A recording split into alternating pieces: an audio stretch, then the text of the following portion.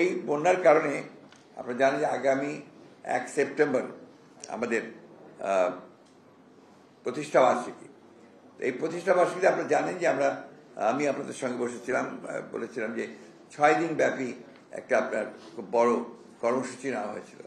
তো এই বন্যার কারণে কালকে সবাই সিদ্ধান্ত হয়েছে যে আমরা এই কর্মসূচিকে একেবারে এই মুহূর্তে বাতিল করে সেখানে যে অর্থ ব্যয় হওয়ার কথা ছিল সেই অর্থটা আমরা আমাদের ত্রাণ তহবিলে দিয়ে দেবো এবং ত্রাণ তহবিল থেকে সেটা জনগণের কাছে আপনার যারা দুর্গত জনগণ আছেন তাদের জন্য সেটা দেওয়া হবে।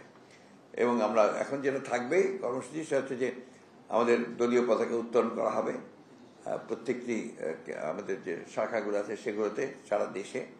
একই সঙ্গে আপনার ঢাকাতে আমাদের দলের প্রতিষ্ঠাতা, স্বাধীনতা ঘোষক, বহুদলীয় গণতন্ত্রের পুরো প্রবর্তক এবং সমৃদ্ধ বাংলাদেশের উপকার শহীদ প্রেসিডেন্ট জিয়াউর রহমান বীর উত্তমের মাজারে জিয়ারত করা হবে, শ্রদ্ধা জানানো হবে, পুষ্পাঞ্জলি অর্পণ করা হবে।